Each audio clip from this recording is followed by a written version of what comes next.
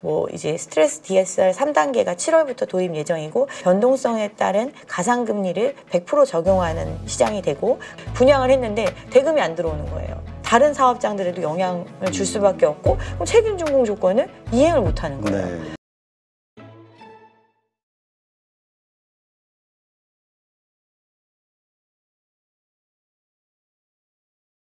네, 오늘 모신 분은 박은정 감정평가사님입니다. 안녕하세요. 안녕하세요. 네. 자, 이제 2025년이 또 시작하고 했으니까 한번 올해 부동산 전망 한번 좀 여쭤봐야 되겠죠?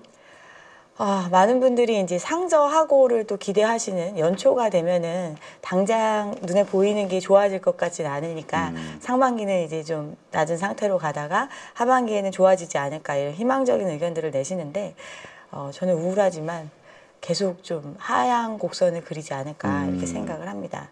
일단 전반기에는 아무래도 정치적인 불안감이 해소되지 않은 상황이 계속될 거기 때문에 시장이 급격하게 좋아질 이유가 없고 후반이 돼서는 이제 미국의 트럼프 2.0 시대가 이제 본격화되는 시기이고 거시경제 상황이 그다지 좋지 않을 거로 이제 예상되고 있기 때문에 이런 경제 상황과 맞물려서 또 거래의 침체 기간이 좀 길어진 시간 이런 것들을 봤을 때 하반기에도 특별한 이유 없이 오르기는 좀 어려울 것 같습니다. 네. 근데 지금 그 한은에서 미리 예고했던 것처럼 올해 그 금리 인하 여러 차례 할 수 있다.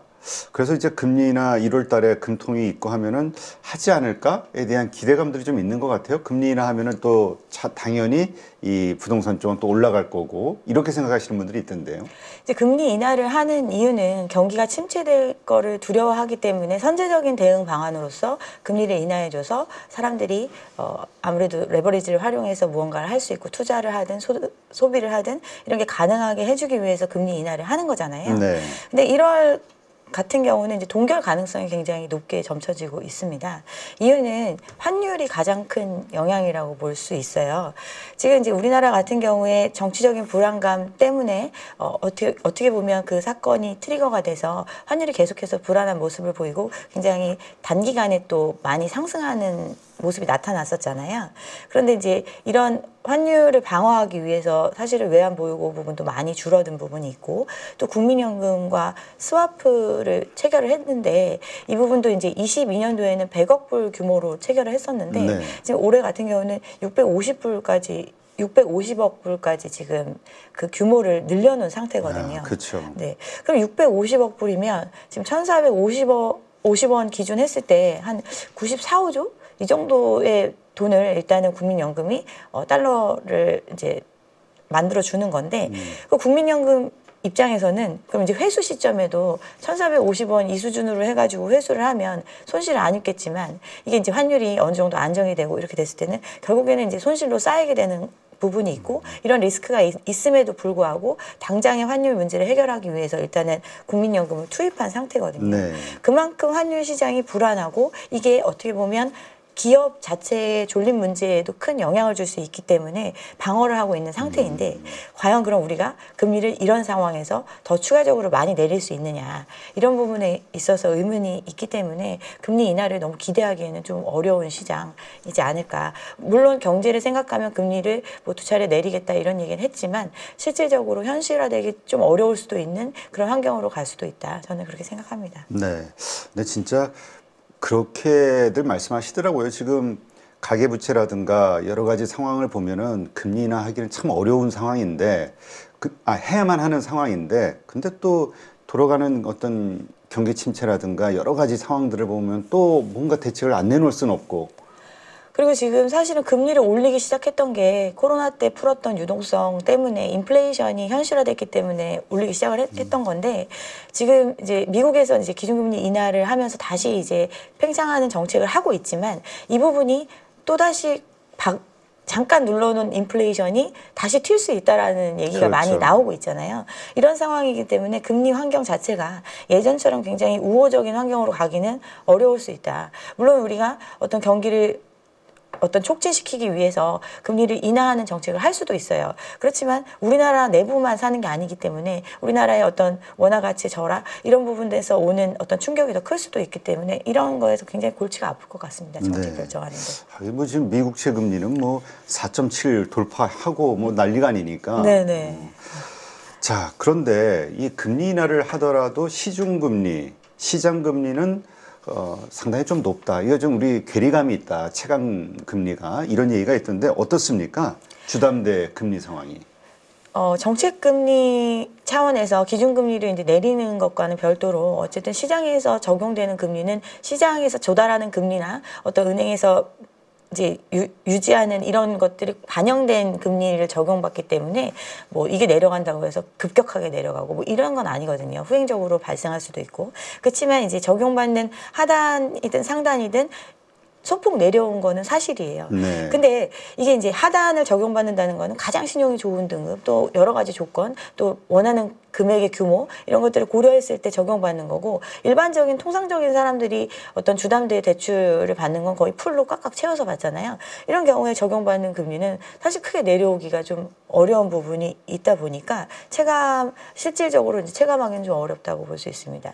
또한 금리의 인하가 계속해서 금리 인하 기조로 갈 수 있는지에 대한 부분, 그리고 어떤 상대적으로 우리가 자금을 조달할 수 있는 환경이 우호적인 환경, 우리나라가 돈을 많이 원활하게 조달을 하면 시장에서 조달 금리가 싸지니까 전반적인 금리가 내려갈 수도 있겠지만 그런 상황이 아니고 특정 나라가 잘 나가고 어떤 자금에 있어서 유동성의 부분에 있어서 상대적으로 경색을 겪을 수도 있는 이런 시장이다 보니까 그런 걸 생각하면 금리 인하를 무조건적으로 기대하기는 좀 어려운 시장이지 않을까 이렇게 생각합니다. 네. 그 주택담보대출 이와 관련해서 지금 정책 방향은 어떻게 예상이 되죠? 일단 정책금융적으로 빌려주는 거는 신생아 대출 같은 경우에는 소득 기준을 완화해 주면서 일반적인 소득 수준보다 높은 사람들, 신생아 대출을 취급하는 경우에 그런 사람들도 이 정책금융을 활용해서 어쨌든 시장에 들어와 줄 수 있는 그 분위기를 만들어주는 거는 이제 완화적인 측면이라고 볼 수 있지만 전반적인 대출에 있어서는 강화 기조로 간다고 볼 수 있습니다. 우리가 금리가 내린다고 하더라도 결국 조달할 수 있는 자금의 규모가 줄어드는 시장으로 가거든요. 예전에 뭐 6억을 빌릴 수 있었다면 뭐 이제 스트레스 DSR 3단계가 7월부터 도입 예정이고 이거에 대해서는 유예하지 않는 쪽으로 정책 방향을 결정을 했기 때문에 이런 상황이 적용이 되면 기존보다는 어떤 변동성에 따른 가상금리를 100% 적용하는 시장이 되고 그 얘기는 DSR 기준 했을 때 소득 대비해서 자신이 빚을 감당할 수 있는 정도가 DSR인데 금리가 올라가면 그만큼 이자 부분이 추가되기 때문에 부담해야 되는 금액이 커지고 이 얘기는 시장에서 빌릴 수 있는 자금 자체가 줄어듦을 뜻하거든요. 결국에는 어떤 금리는 좀 낮더라도 내가 원하는 만큼 다 빌릴 수 있는 시장이 아니다. 그리고 나의 소득 수준이나 이런 걸 예전에는 고려하지 않고 빌려줬다면 이제는 철저히 고려해서 빌려주는 시장이기 때문에 훨씬 더 어떤 대출에 있어서 조금 까다로운 제한적인 상황이 되지 않을까 생각합니다. 네. 지금 DSR 말씀하셨는데 올해 이제 DSR 3단계가 적용이 되고 그러면은 상당히 이 자금적으로 좀 어려워질 것이다. 그리고 그것이 부동산 시장에 큰 영향을 줄 것이다. 이런 얘기들 하시던데 잘 체감은 안 되더라고요. 어떤 상황이 펼쳐지는 겁니까? 아직 이제 부동산을 이제 가지고 계신 분들, 보통 이제 집을 매입하는 경우는 다른 사람이 갖고 있는 물건을 사거나 아니면은 이제 분양 새로 건설사에서 공급하는 물량을 사주는 형태 이렇게 이제 집을 구입하게 되는데 그 사람들이 아직 가격을 내리지 못하고 있잖아요. 그러면 이 가격을 내리지 못하는 상황에서 자금을 조달을 해야 되는데 그러면 소득을 통해서 자기가 자산으로 쌓은 돈이 어느 정도 있고 나머지는 대부분을 대출을 통해서 충당을 한단 말이에요. 근데 이 대출에 대한 것들이 기존의 주택을 매입할 때는 나의 소득 수준을 고려하지 않고 빌려줬기 때문에 집값 대비해서 60%, 뭐 10억이면 6억까지 대출해주고 뭐 이런 식으로 자금을 조달할 수 있었는데 지금은 이제 소득을 보잖아요. 그러면 본인의 소득에 비추어 봤을 때는 6억을 빌려줄 수 없는 거예요.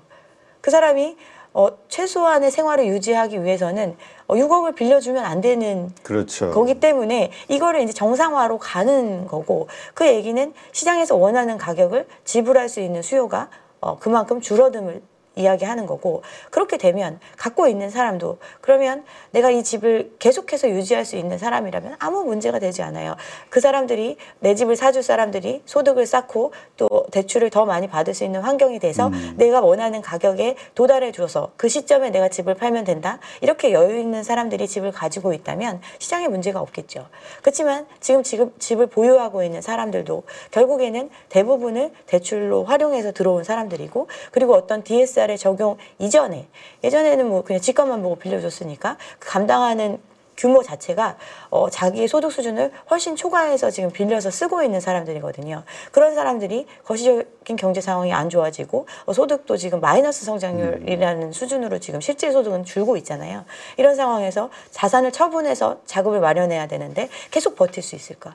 아니기 때문에 가격 조정이 일어날 수밖에 없다는 거죠. 네, 저 그 말씀하시니까 버틸 수 있을까 하니까 지금 떠오르는 게 지금 경매 시장이 그렇게 많이 증가하고 있다면서요? 경매 매물이. 경매 매물이 사실은 최근 뭐 2년 사이에 쌓인 매물이 뭐 2013년도보다 훨씬 더 많은 수준으로 쌓여 있다고 하잖아요. 아, 그래요?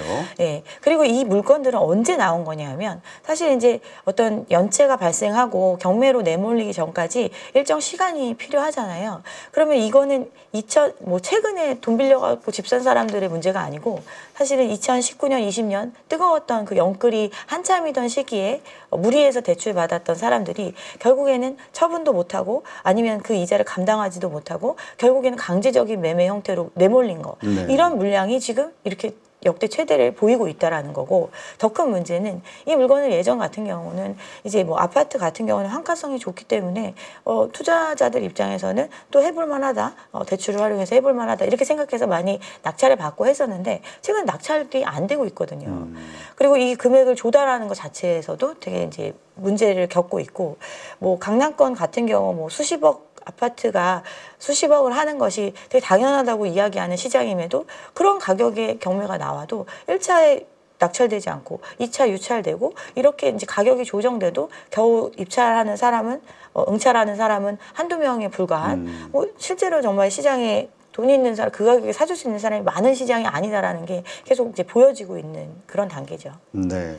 근데 말씀하신 대로 강남 쪽은 오히려 더 많이 오르고 있다 뭐 이런 얘기들도 요새 나오기도 하고 잘 시세가 떨어지는 걸 못 느끼겠다 이런 얘기하는 분들이 많더라고요. 아무래도 강남 쪽 물건을 보유하고 계신 분들 같은 경우는 일반적인 가게보다는 조금 더 소득 수준이 높은 사람들이 많이 보유하고 있고 그만큼 견딜 수 있는 능력이 좀 있다고 볼 수 있는데, 그리고 이런 시장에 진입하는 사람들, 그런 분들도 과거에 강남에 집을 소유하고 계신 분들도 지금과 같이 이렇게 최근 몇 년간 급등한 가격에 이 시장에 들어온 게 아니에요. 그 과거의 그 가격과 지금 진입하는 사람들은 사실은 지금 그분들이 다시 이 집을 이 가격에 사라고 하면 들어와주기 힘든 시장이잖아요. 그럼에도 불구하고 실거래가가 찍히는 경우가 생기는데 이런 경우는 정말 소수인 거죠. 그렇지만 뭐 사업을 통해서 돈을 많이 벌었다든가 많은 사람들이 어떤 부를 쌓는 사람들이 존재하잖아요. 그런 분들이 이런 강남시장에 들어올 때는 과거에 내가 이 정도에 들어왔고 이걸 유지하고 있는 이 정도의 수준이 아니라 더 높은 수준인데 지금 내가 당장 필요한 걸 사기 위해서 그 가격을 지불한다? 당연히 이루어질 수 있는 거래라고 생각을 합니다. 그렇지만 이게 보편적인 현상으로 볼 수 있느냐 이런 것들을 생각해 보면 좀 의문이 되는 거죠. 그러면 어쨌건 지금 시장 아까도 말씀하셨듯이 올해 상당히 부동산 쪽은 좀 어려울 수 있다. 지금 그 뭐라 그럴까요? 앞으로 이 펼쳐지게 되는 정책들, 예상되는 정책들이 있잖아요. 예고된 정책들. 어떤 것들이 있나요? 일단은 우리나라 이제 가계부채 문제가 너무 심각하기 때문에 부채 관리 기조를 강화할 수밖에 없어요. 지금 신용등급 강등의 위기까지 지금 어떻게 보면 논해질 정도로 가계부채 문제는 뭐 외부에서 많이 지적하고 있는 그렇죠. 부분이고, 거기에 그나마 우리나라가 어떻게 보면 성장성이나 탄탄한 나라라는 걸 보여주는 거는 돈의 가치잖아요. 환율적인 부분이 안정되고 다른 나라의 통화에 비해서 이 정도의 위치를 확인받을 수 있다. 이런 안정적인 상황이 또 아닌 걸로 지금 가고 있기 때문에 굉장히 불안한 상태거든요. 근데 이제 정책적으로는 이제 그러다 보니까 가계부채를 급증시키는 정책을 할 수는 없어요.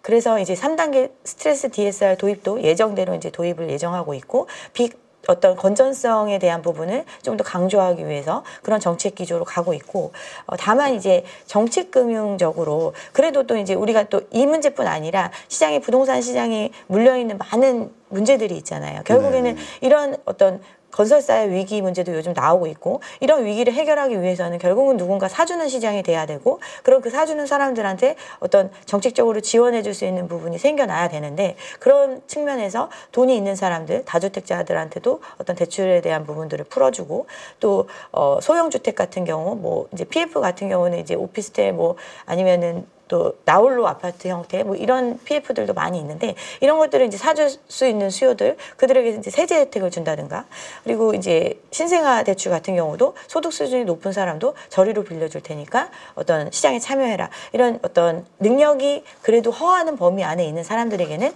좀 대출을 권장하는 이런 정책들을 주로 하고 있는 것 같습니다. 지금 그렇다면은 전체적으로 어려워지게 되면 강남도 나중에는 이렇게 좀 어려워질 수 있다고 봐야 될까요? 아니면 좀 강남은 계속해서 그런 강남 물패가 유지가 될 거라고 봐야 될까요? 전반적인 시장의 상황을 대세를 거스를 수는 없어요. 그리고 이제 강남을 우리가 되게 뭉뚱그려서 강남이라고 지칭을 하는데, 그렇게 강남으로 지칭될 수 있는 권역이 계속 넓어지고 있는 형태거든요.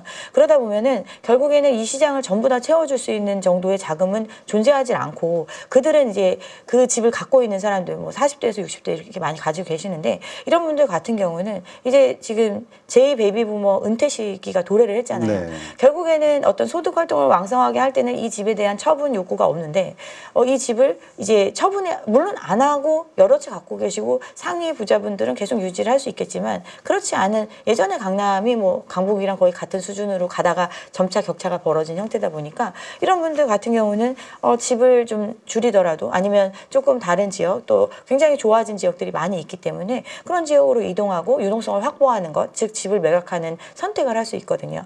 이런 상황에서 그러면 과연 누가 사줄 것인가? 네. 그러면 이제 사실은 경제력이 있었던, 가장 경제력이 있는 세대들이 은퇴를 해서 더 이상 소득 활동을 안 하는 시점이 됐을 때, 이 집을 그러면 소득 활동을 하는 젊은 세대가 과연 그 가격에 받아줄 수 있을 것인가? 그러면 결국은 그 갭은 줄어들 수밖에 없거든요. 본인이 매입하고 유지했던 그 비용을 고려하더라도 지금 현저하게 높은 금액으로 호가가 형성되어 있는 시장이기 때문에 자기가 어떤 손해를 보지 않고 이익을 볼 수 있는 구간에 충분히 있는 상황이기 때문에 가격 조정의 여지가 굉장히 있는 거죠. 네. 자, 근데 또 어떤 분들은 이 주택 공급 물량이 적기 때문에 가격이 하락하지는 않을 것이다라고 보시는 분들도 있는 것 같아요. 어떻습니까? 신규 물량 공급 현황 어떤가요? 그러니까 신규 물량 공급에 대해서 초점을 맞춰서 보통 시장을 생각을 하는데, 집이라는 게 한번 태어나면 네. 100년 가요. 그냥 쭉 가잖아요. 네.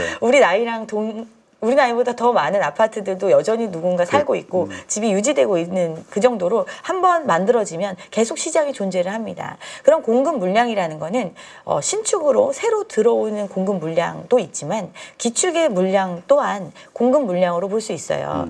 기축의 공급 물량이라 하면 예전에 내가 집을 보유하고 있던 사람이 이걸 팔아야 되는 것, 팔려고 내놓는 것, 이게 이제 기축의 공급인데, 이 매물로 쌓이는 물량을 보면 사실은 지금 이제 9만 채, 서울 같은 경우 9만 채 정도 쌓여 있잖아요. 네. 그만큼 물량 자체가 늘어나고 있다. 매물 나온 네, 거. 매물로 나오는 거. 그만큼 이제 공급이란 측면에 그런 부분도 고려를 해야 된다는 점을 먼저 말씀을 드리고, 그리고 이제 신축 공급 물량이 그러면 과연 엄청 줄었느냐 생각을 해보면, 서울 수도권의 이제 민간 공급이 8만 5천 가구 정도 올해 예상이 되는데, 네. 작년에 12만 정도 들어왔는데 이제 그거에 비해서는 4만 가구 정도 줄어들었다, 이런 얘기를 하고, 전국적으로도 뭐 22만 가구 정도 공급이 됐는데 15만 정도로 줄어들기 때문에 올해는 굉장히 공급이 부족할 것이다, 이런 얘기들을 하거든요. 근데 기존에 이제 이게 집이 또 오늘 공급한다 해서 바로 공급되는 게 아니잖아요. 그렇죠. 한 2, 3년의 시간이 필요한데, 이렇게 이제 2, 3년 전에 공급됐던 게 지금 이제 입주 물량으로 돌아오고 있어요. 작년 같은 경우에는 18만 정도 들어왔고, 올해는 15만 정도 들어옵니다.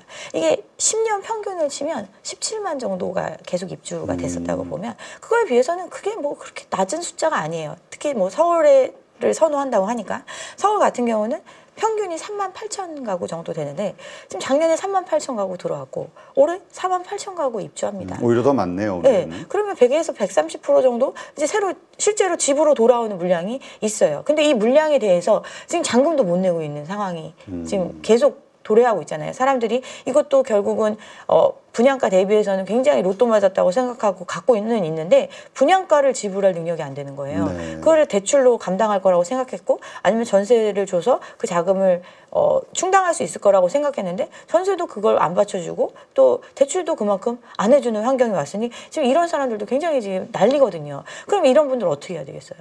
결국은 내가 갖고 있다가 내놓을 수밖에 없잖아요. 그게 공급이잖아요. 이런 그렇죠. 공급 물량 자체에 대해서 무조건 적다 이렇게 말하기는 좀 어렵고 또 이제 착공 물량 그러면 이제 분양하고 착공된 물량 이런 거 생각해 보면 이것도 지금 건설사들이 어렵잖아요. PF 문제가 그렇죠. 크니까.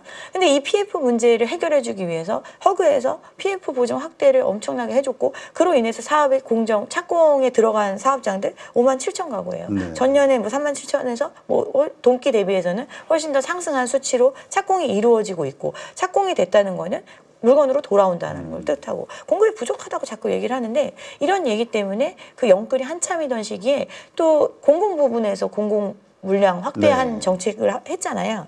3기 신도시가 77,000 가구 분양 예정이고 수도권에 이제 크고 작은 택지에서 분양되는 게 16만 가구예요. 이게 23만 가구 정도 올해 예정되어 있거든요. 그리고 얘네들 입주하는 거 3기 신도시 4만 가구 정도 입주하고 수도권에도 20만 가구, 24만 가구가 넘게 입주 예정이에요. 이런 게 다 공공 부분에 공공 어떤 물량으로 들어오거든요. 네. 그러면 공급이 민간 부분에서 작년보다 4만 가구 줄었다. 이게 큰 의미가 있냐 이거죠. 이런 거를 생각해 보면 공급 부족이라는 거는 굉장히 상대적이고 또 사람들이 너무나 많은 사람들이 사기를 원하는 시장에서는 공급이 계속 부족하다고 느껴질 수 있지만 지금과 같이 경기가 위축되고 또 대출이 까다로운 환경에서 사고 싶다는 마음이 있을지언정 살 수 있는 수요로 참여할 수 있을 것인가 이런 걸 생각해 보면 공급 부족은 큰 이슈가 되지 않을 거라고 생각합니다. 네. 그래서 이러한 요소들 때문에 올해는 좀 부동산 하락이 이어질 수밖에 없다. 네. 이렇게 서울 지역조차도 이렇게 봐야 된다. 이렇게 이해를 해야 되겠군요. 네. 자, 지금 정치적 불안 상황이 좀 벌어지고 있죠. 그러다 보니까 바로 전에 결정된 것이 일기 신도시 선도지구, 그러니까 재개발, 뭐 재건축 이 이슈들 이것이 또 하나의 건설 시장에 좀 어떤 활력소가 되주지 않겠는가 이런 생각들을 하셨던 분이 있는데 이것도 좀 복잡해지는 것 같아요. 그러니까 재건축, 재개발 관련 이슈는 항상 어떠한 정책적으로 이걸 풀어주겠다. 정책적으로 풀어주는 이유는 사업이 빨리 진척될 수 있게 해주겠다. 이런 것들이거든요. 그렇죠. 그리고 또 일정 부분 일기 신도시 같은 경우에는 사업성 자체가 워낙 기존의 용적률이라든가 이런 게 높기 때문에 사업성을 확보하기가 어려운데 그 사업비에 대한 부분을 일부 지원해 줄 수 있다라는 형태로 어떤 정치적으로 풀어져서 이런 것들 때문에 이제 사람들이 그러면 사업을 좀 진행해 볼까? 이렇게 하면서 이슈가 되면서 그러면 사업에 대한 기대이익이 어떤 거래가에 반영이 되면서 가격이 좀 올라가는 현상 이런 것들이 벌어졌었는데 결국은 현실화의 문제거든요. 재건축, 재개발을 한다는 거는 내가 이 사업에 참여하는 시행자가 됨과 동시에 또한 이걸 나중에 내가 사주는 소비자가 되는 선택이에요. 그러면 내가 사업을 통해서 기존의 낡은 집을 새 집으로 받는 대신에 그만큼 어떤 일정 부분의 비용을 부담을 해야 되는데 새 집을 사는 것보다는 싼 금액에 참여할 수 있는 것. 이게 재건축, 재개발이잖아요. 그러면 어쨌든 간에 비용을 부담해야 되는 거예요. 그럼 이 비용 부담의 문제는 사업이 구체화돼야지 이제 확정이 되는데 그럼 사업을 할 때 들어가는 사업이 진척되기 위해서는 들어가는 비용들이 많이 있는데 이 비용들을 각자 그러면 각출해가지고 사업을 하는 게 아니잖아요. 그렇죠. 다 빌려서 하고 있거든요. 결국에는 PF 사업이라고 볼 수 있어요. 그럼 이 사업에 대한 책임 또한 본인이 져야 되는 거거든요. 그렇기 때문에 이거에 대해서 그리고 내가 혼자 진행하는 사업이 아니라 수많은 사람들의 의견을 모아서 진행해야 되는 사업이기 때문에 어떤 정책이 발표됐다고 해서 바로바로 진행되고 갈 수 있는 건 아니거든요. 다만 이제 정부가 도와줄 수 있는 거는 이런 과정에 있어서 행정적인 절차를 좀 줄여주는 것. 그래서 최근 올해 이제 얘기 나온 게 재건축 안전진단 관련해서 30년이 넘어가는 아파트 같은 경우에는 안전진단을 꼭 획득하지 않더라도 조합 설립을 하고 사업을 진행할 수 있다. 그리고 사업 시행 인가 전에 사업 시행 인가라고 하는 거는 이 기존의 것을 다 없애고 새로 어떤 계획을 확정짓는 게 사업 시행 인가거든요. 그 전까지만 안전진단을 통과시키면 된다. 이 얘기는 기존에 어떤 단계를 차근차근 밟아야 했다면 지금은 그거를 한꺼번에 패스트 트랙처럼 진행할 수 있게 그 여건을 마련해 준 것. 그러면 이제 재건축 사업에 있어서는 좀 호재잖아요. 그렇죠. 그렇기 때문에 사업을 좀 더 빨리 진행할 수 있으니까 독려할 수 있는 계기는 되겠지만 이게 그렇다고 해서 전부 다 바로 사업으로 연결될 수 있다? 그건 어려워요. 왜냐하면 결국에는 비용이 줄어드는 환경이 와야 되거든요. 비용이 줄어드는 환경은 공사비가 내려간다든가 그렇죠. 금융비용이 내려간다든가 아니면 시장의 가격이 엄청나게 뛰어준다든가 그래서 이 사업을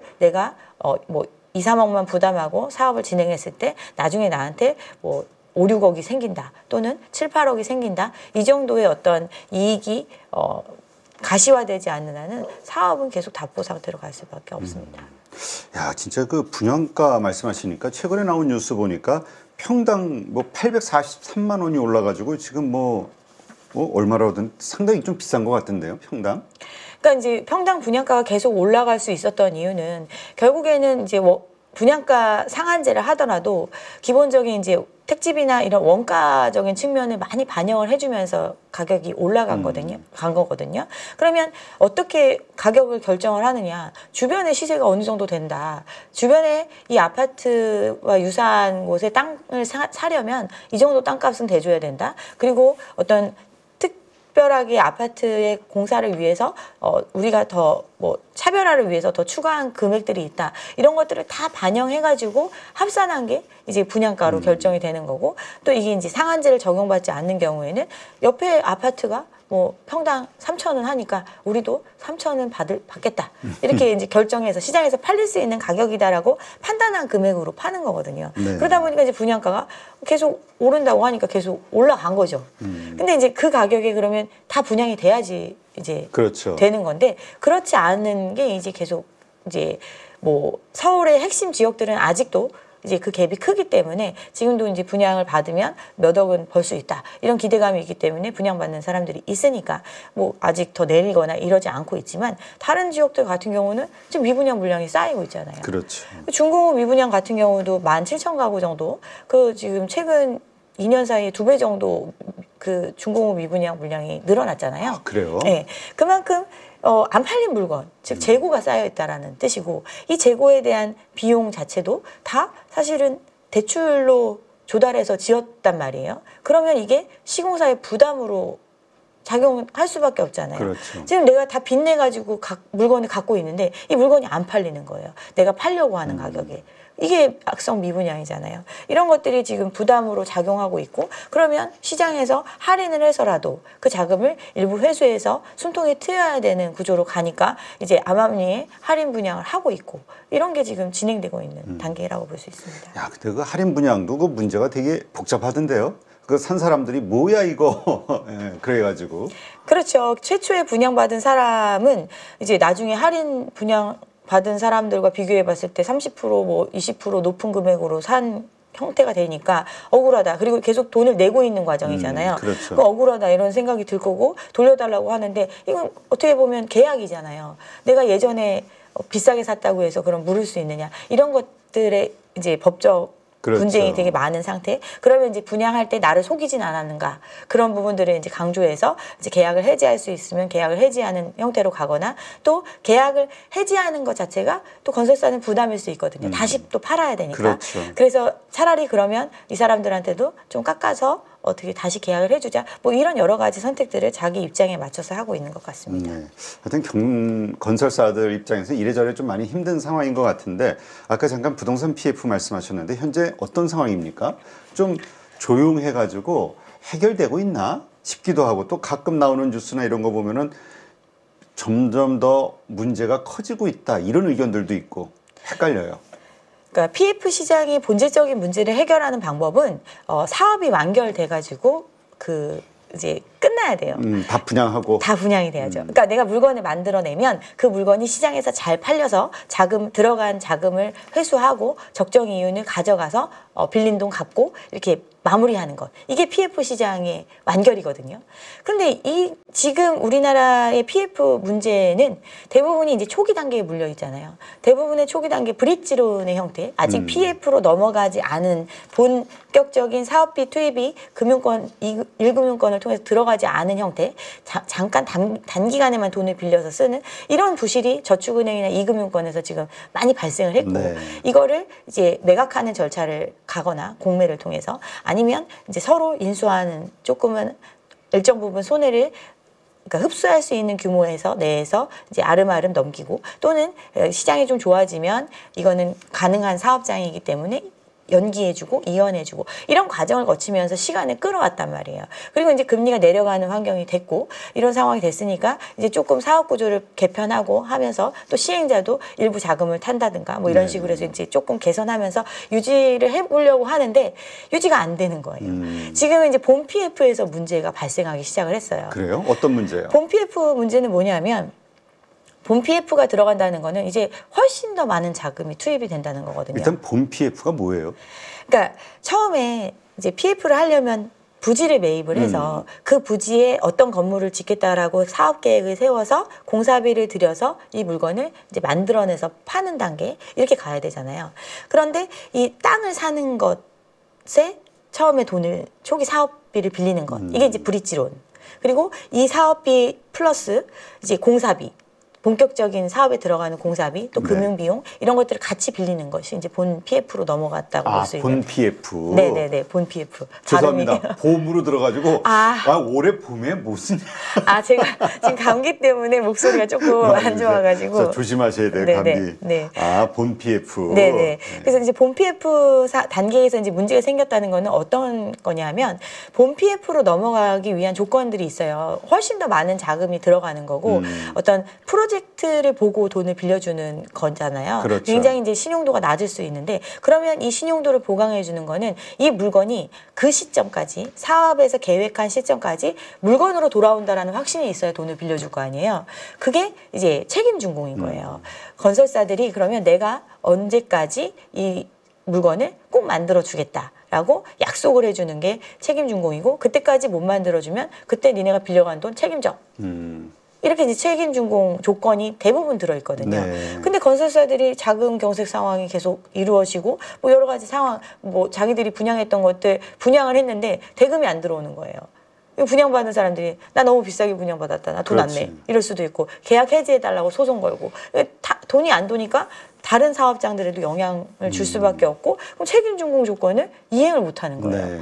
그리고 또 최근에 어떤 이제 PF 시장 자체가 결국에는 상대적으로 돈을 끌어들여야 되는 입장에 있는 사람들 경쟁적으로 이제 돈을 끌어들여야 하는 상황인데 쏟아부을 수 있는 돈은 한정되어 있었잖아요. 그러다 보니까 조건이 굉장히 까다로워졌단 말이에요. 그러다 보니까 뭐 책임 준공은 뭐 당연한 거고 나중에 미분양이 나면 그 물량을 건설사가 다 떠안겠다. 뭐 이런 조건을 걸면서 PF를 연장하고 넘어갔었단 말이에요. 그리고 이 PF가 되기 위해서는 허그가 보증을 확대해주면서 이 사업장을 유지를 해줬었던 거거든요.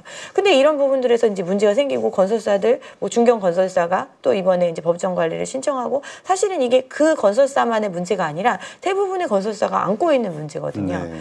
뭐 부채 비율 자체가 워낙 빚으로 하는 사업들이다 보니까 뭐 태영 같은 경우는 이제 재작년에 들어갔나요?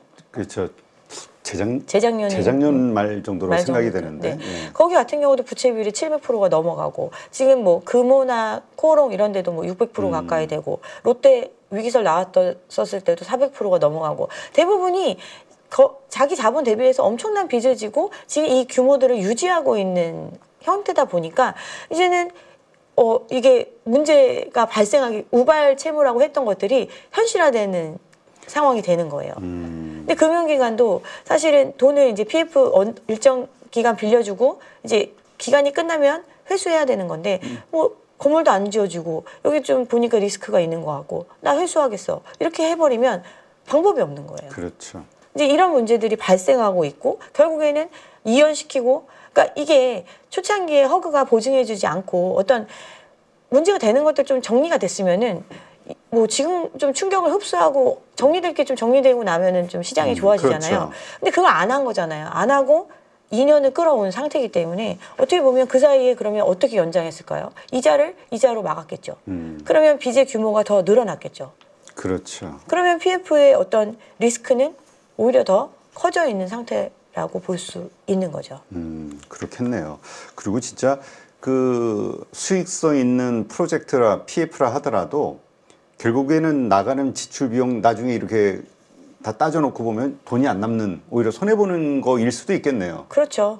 뭐 결국에는 이 돈을 빌려준다는 것 자체도 어떤 신용을 보고 빌려주는 게 아니잖아요. 이게 뭐 시공사가 보증하고 뭐 신탁회사도 보증하고 뭐 여러 가지 허그가 보증하고 이런 보증을 믿고 금융기관이 빌려주면서 또 수수료도 거기에 뭐 몇 프로씩 받아가는 구조로 가고 있었던 거잖아요. 그렇죠. 그러면 금융기관 같은 경우는 사실은 뭐 비 올 때 우산을 뺏는다는 얘기가 있을 정도로 철저하게 관리를 하는 기관들이다 보니까 어떤 위기의 상황이 왔을 때 조금 어려움을 겪는 그런 회사들이 좀 많이 나타나고 있는 것 같습니다. 네.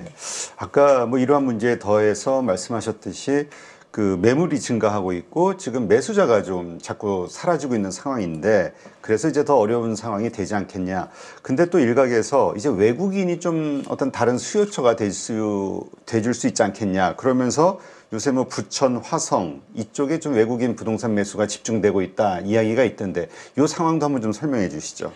이제 외국인의 매수자 중에서 가장 많은 비율을 차지하는 게 어느 나라일 것 같으세요? 중국 같은데. 네, 중국이 65%를 차지합니다. 아. 그리고 그 다음이 이제 미국인데 이 중국인, 이 미국인은 그냥 한국인이라고 보시면 돼요. 거의. 그치, 교포들. 그렇잖아요. 이런 분들인데 그 중국 사람들이 어디에 주로 이제 매수를 했느냐 살펴보면 중국 사람들이 가장 많이 모여서 지내는 곳이 구로 이쪽이잖아요. 그렇죠. 신도림 뭐 이쪽. 금천구, 관악구, 구로구 뭐 이쪽인데 범죄 도시 때문에 다 알고 있어요 이제. 네, 그렇죠. 그쪽이잖아요. 그러니까 서울권에서 근데 거기서 또 이제 가까운 지역들을 살펴보면 뭐 부천, 화성, 수원 뭐 이런 쪽에 이제 또 많이들 퍼져 있거든요. 그러니까 그쪽에서 매수를 하는 사람들이 생겨날 수 있죠. 그리고 이들은 본인들이 먼저 매수를 하는 사람이 그리고 바로 매수를 하는 게 아니잖아요. 우리나라에서 어느 정도 생활을 해보고 이랬던 사람들이 그렇죠. 매수를 하는데 매수를 해서 이제 새로 들어오는 사람들이 계속 꾸준히 있으니까 그 사람들을 통해서 임대 수익을 얻는다든가 또 한국의 부동산 시장에 대해서 그런 것들이 있으니까 믿음이 있으니까 이게 들어와 주는데 이 매 비율이 1%밖에 안 돼요. 지금 증가를 해서 1.1%거든요. 전체의 1.1%예요. 아, 그래요? 근데 이걸 가지고 마치 우리나라의 그리고 지금 말한 지역들의 부동산 가격은 굉장히 쌉니다. 아시겠지만, 그러니까 이 매수하는 이 부동산이라는 거 자체가 이분들이 다 아파트 사고 뭐 이런 거 아니에요. 그 지역에 이제 빌라를 사든 뭐 집을 사서 이렇게 하시는 그런 수요까지 다 합쳐진 게 지금 매수가 있었다라는 거고 그 매수 비중이 전체의 1.1%인데 과연 이게 전체 시장을 부양할 정도로 외부의 어떤 자금이 들어와주는 시장으로 우리나라 부동산 시장이 바뀌고 있느냐 이렇게 보기는 어렵다는 거죠. 그렇군요.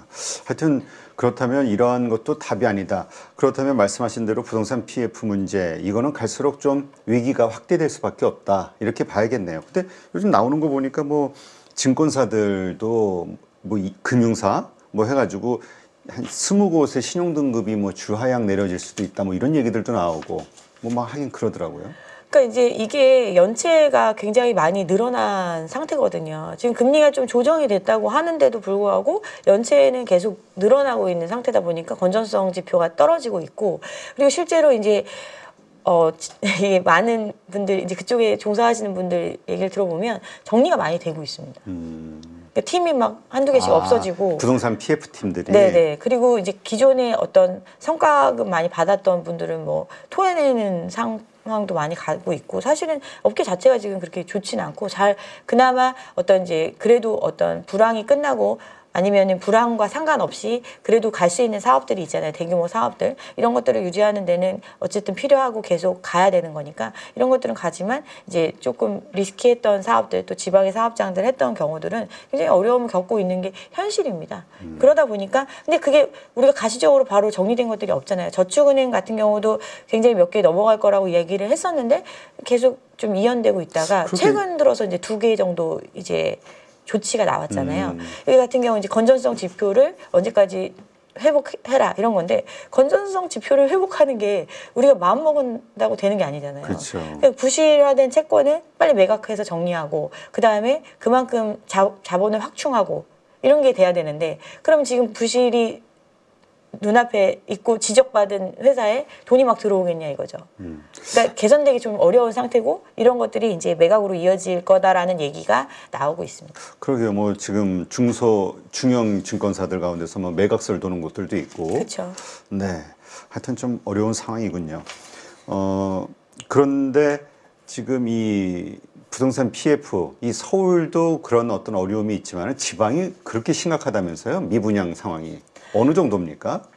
그러니까 지방이 뜨거웠던 이유가 풍선 효과 이야기하면서 이제 지방은 규제가 덜하니까 그쪽으로 가서 이제 미리 분양을 받거나 뭐 하면 돈을 벌 수 있다. 이러면서 이제 외지인 수요들이 많이 들어갔고 그런 시장이 과열이 있다 보니까 분양가 자체도 높아지고 그 지역 사람들도 많이 이제 참여를 했는데 실질적으로 지방 같은 경우는 우리가 특히나 주택, 아파트에 집중돼서 이야기를 해보면 여기 아파트를 최종적으로 소비하는 사람은 결국 그 지역에 거주하는 사람이잖아요. 그렇죠. 근데 그 지역의 인구가 현격하게 늘어날 요인이 있냐를 생각해 보면 그러기 쉽지 않거든요. 근데 사업이 잘 되고 계속 분양이 잘 된다고 하니까 너도 나도 지방에 건물을 지었어요. 아파트를 지었고 분양가 자체는 그러면 땅을 파는 입장에서도 예전에 평당 1,000만 원 받았던 거가 사업이 잘 돼가지고 분양이 잘 돼서 돈 많이 벌었다 이런 얘기를 듣는데 옆에 땅을 갖고 있는 사람이 이거 1,000만 원에 팔까요? 아니죠. 1,200만 원, 1,500만 원 이렇게 결국은 어떤 기본적으로 들어간 비용 자체가 올라갈 수밖에 없는 네. 구조로 사업을 진행을 했고 그러다 보니까 뒤로 가면 갈수록 분양가 자체를 떨어뜨리기가 어려운 거예요. 그럼 미분양이 쌓일 수밖에 없죠. 그러면서 이제 미분양이 꽤나 오래 지속이 되고 중소 건설사들, 지방의 건설사들 같은 경우에 이제 문 닫는 경우가 작년에 90몇 개인가 이렇게 닫았잖아요. 그만큼 이제 계속 현실화되고 있는 거죠. 그럼 미분양이 해소될 수 있느냐? 생각해 보면 누가 살아줘야지 집이 의미가 있는데 이걸 해소할 수 있는 방법이 없는 거예요. 결국에는 아랫돌 빼다가 윗돌 막는 거예요. 기존에 예전에 구축을 살던 사람들이 신축으로 들어와 주는 정도 뭐 이런 게 돼줘야 되는데 이제 그러기도 사실은 뭐 좀 어렵기 때문에 해결 방법이 좀 없지 않나. 그래서 뭐 공공이 사줘야 된다 뭐 이런 얘기도 있고 한데 좀 어렵습니다. 이러한 어려운 상황. 근데 또 기대하는 게 그렇다면 또 정부가 이대로 가라앉게 놔두겠냐. 뭐 지난해처럼 또 어떤 뭔가 정책을 통해서 또 부양 혹은 이 하락하는 것을 막으려는 어떤 정책들이 나오지 않겠냐. 이 기대하시는 분들도 있는데.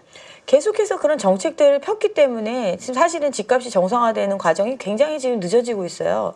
우리가 생각했을 때 뭐 지금은 뭐 서울의 아파트가 10억 하는 거 당연하다 이렇게 생각을 갖고 있었지만 불과 5년 전에 서울의 아파트 평균 가격은 5억이었단 말이에요. 네. 이제 5년 좀 더 됐죠. 어쨌든 이 가격이 굉장히 단기간에 급등을 한 상태고 이 급등한 가격이 그러면 우리가 어떤 미래의 어떤 자금을 끌어서 내더라도 충분히 감당할 수 있는 수준인가를 생각을 해보면 그걸 이제 PIR로 많이 환산해서 이야기를 하잖아요. 그럼 소득 대비의 주택 가격의 배수 이걸 생각을 해보면 그게 일반적인 그러니까 다른 전 세계를 비교해 봤을 때도 굉장히 높은 수준을 보이고 있잖아요. 그러면 결국에는 아무리 부추겨도 감당이 안 되는 가격을 무슨 수로 메꿔줄 수 있어요. 그러면 해줄 수 있는 거는 그만큼 돈을 더 빌려주거나 그렇죠. 그리고 그 돈을 빌려주는 금액도 금액이지만 내가 감당하는 게 내 소득 수준에 맞춰서 감당할 수 있게 뭐 0.5%, 2% 이 정도로 빌려줘야 되겠죠.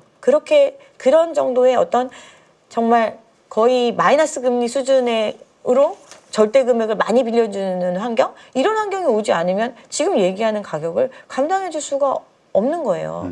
해결책이 없는 거죠.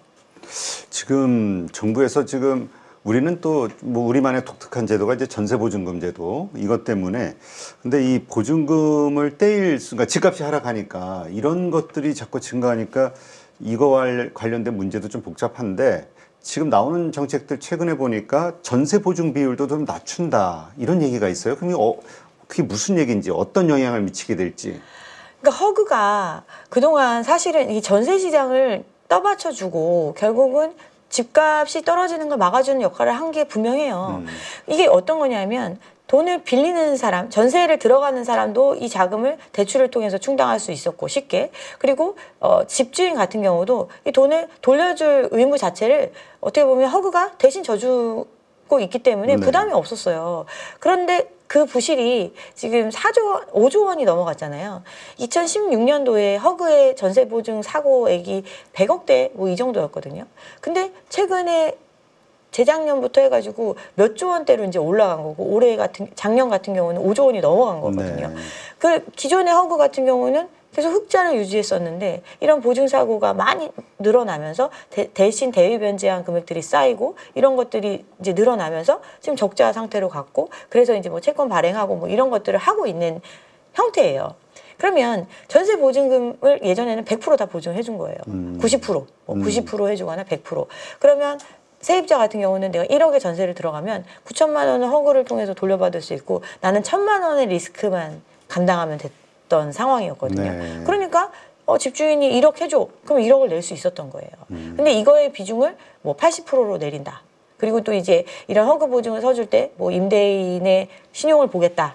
또 뭐 다주택 여러 채를 임대하는 사람들 같은 경우는 좀 이 허그 보증을 제한하겠다. 그 얘기는 이미 사고가 너무 많이 터졌고 지금 수습하고 있는 것들 이것도 막 2, 3년 전부터 시작된 것들이 지금 터지는 거잖아요. 2년의 전세 기간이 끝나고 4년의 전세 기간이 끝났을 때 못 돌려주는 사람 이 미반환된 것들이 5조 원 쌓여 있는데 그럼 이 지금 그 이후에 발생한 것들이 앞으로 더 늘으면 늘었지 줄 상황이 아니거든요. 그렇죠. 그러다 보니까 이제 새로 보증 서주는 것들은 그렇게 해줄 수가 없는 거예요. 그래서 어떤 내가 보증 서주는 규모도 줄이고 좀 더 그 요건도 까다롭게 하고 그러면 이 리스크에 대한 부분을 기존에는 정부가 오롯이 책임을 졌다면 이제는 금융기관에서도 뭐 대출해줄 때 볼 수도 있고 이 세입자 자체도 자기가 나머지 부분에 대해서는 이걸 내가 회수할 수 있을지 없을지에 대해서 좀 더 신중해질 수 있는 이런 환경이 되지 않을까 생각합니다. 그러니까 무조건 해주는 게 아니라 이제처럼 이제 자기들도 떼일 수 있으니 이미 조금이라도. 많이 떼었고 그로 인해서 지금 부담이 엄청 커져 있기 때문에 이제 앞으로는 그거에 대해서 좀 규제를 할 수밖에 없는 거죠. 그렇다면 이러한 것들이 다시 부동산 가격의 하락을 촉진시키는 요소가 될 것이다. 이제 일단은 깡통 전세 문제 같은 경우는 기존에 이제 호가가 막 올라가고 가격이 올라갈 때는 그리고 또 대출을 원활하게 받고 또 보증을 통해서 안전하다고 생각해서 전세 수요가 많은 그런 시장이라면 내가 이제 기간이 끝나더라도 자금을 회수할 수 있는 여건이 되잖아요. 네. 근데 지금 그렇지 않은 시장이라는 판단이 들고 그러다 보니까 결국은 이거는 민간 서로 사인 간의 계약인 거예요. 내가 전세를 통해서 얻을 수 있는 이점이 분명히 있죠. 좀 더 저렴한 주거 비용을 지불하면서 살 수 있다라는 장점이 있는 반면에 이 돈을 떼일 수도 있다라는 리스크가 있는 건데 이 리스크에 대한 부분을 더 크게 판단을 한다면 그 규모를 줄이는 거죠. 그래서 반전세의 형태가 늘어나는 거고 반전세의 형태를 넘어서서 뭐 비아파트 같은 경우에는 이제 월세의 형태로 많이 전환되고 있는 것 이런 것들이 트렌드라고 볼 수 있습니다. 네, 알겠습니다. 네, 오늘도 박은정 감사님 모시고 여러 가지 말씀을 좀 들어봤는데 그래요. 근데 하여튼 냉정하게 그다음에 합리적으로 객관적으로 보면은 오를 것 같지가 않은데 참 이 한국 부동산은 그럼에도 불구하고 여러 가지 요소들 때문에 예측할 수 없는 일들이 자꾸 벌어져서 근데 올해는 좀 쉽진 않겠다라는 생각이 드네요. 주변 환경을 보니까. 네, 많이들 그렇게 생각을 하셔서 조금은 잠잠한 모습이 지금 나타나고 있지 않나 이렇게 생각합니다. 네, 알겠습니다. 자, 오늘 좋은 인사이트 함께해 주신 박은정 감사님 고맙습니다. 감사합니다. 여러분 지금 계좌 안녕하십니까? 언제까지 물린 종목들 바라만 보실 거예요?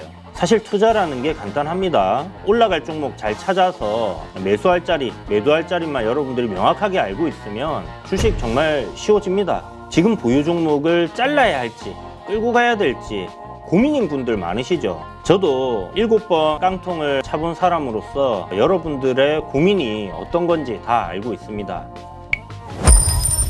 그래서 제가 여러 번 실패를 겪으면서 일어서게 해줬던 기법들에 대해서 명확하게 알려드리도록 하겠습니다. 2025년 양복 나온다라고 이야기 드렸는데 분명 좋은 장이 올 거니까 이 기회를 살리시면 좋겠습니다. 딱 8주만 집중하셔가지고 평생 써먹을 수 있는 돈 버는 기법 다 배워가실 수 있도록 만들어 드리겠습니다. 제가 쓰는 실전 기법을 총 8번의 VOD 강의와 16번의 라이브 강의로 모두 담았습니다. 직접 올라갈 종목 찾으실 수 있도록 그 방법을 제가 알려드리겠습니다. 여러분, 2025년 저와 함께 돈 벌어보시죠.